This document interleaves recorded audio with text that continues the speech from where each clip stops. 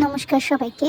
আজকের লাঞ্চের মেনুতে মা করেছিল আলু পেঁপে ভাজি, আর এটা হলো ঘন করে টমেটো দিয়ে মটরের ডাল। এটা খুব টেস্টি।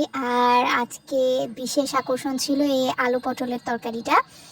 বিশেষ কেন বলছি, এই যে রেসিপিটা দিচ্ছি এখানে দেখে নিই। প্রথমে মা টমেটো দিয়ে আর যত রকমের সব মশলা আছে সবগুলো দিয়ে, তারপরে গরম মশলা তেজপাতা দিয়ে মশলা কষাচ্ছিল, আর এই আলু পটলগুলো ভেজে রাখা হয়েছে। আর এই যে মেইন আকর্ষণ হলো এটা হলো পোস্ত আর সাদা তিল বাটা।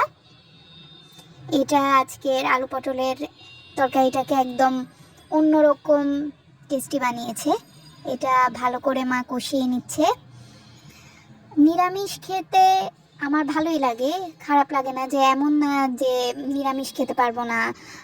মাছ মাংস কিছু একটা লাগবেই, মাছ মাংস না হলে একটা ডিম লাগবে, অনেকের যেরকম থাকে।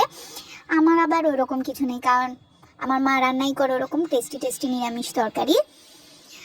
যাদের নিরামিষ খেতে অসুবিধা, তার মানে তাদের বাড়িতে এরকম টেস্টি রান্না হয় না।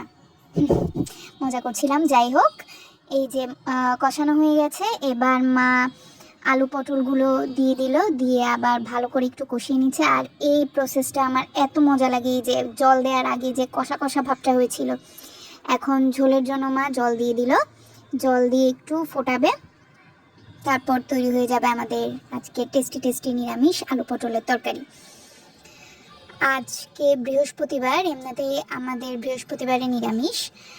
আর আজকে মা মানে মানে সবসময় একটা চিন্তা করে যে আজকে কি করবো, আজকে কি করবো। আগের দিনই বলে যে কালকে কি রান্না হবে, পরের দিন কি রান্না হবে, এরকম। তো আজকে দেখি হঠাৎ করে মা বলছে আজকে তাহলে আলু পটলের তরকারি করি, কিন্তু অন্যভাবে।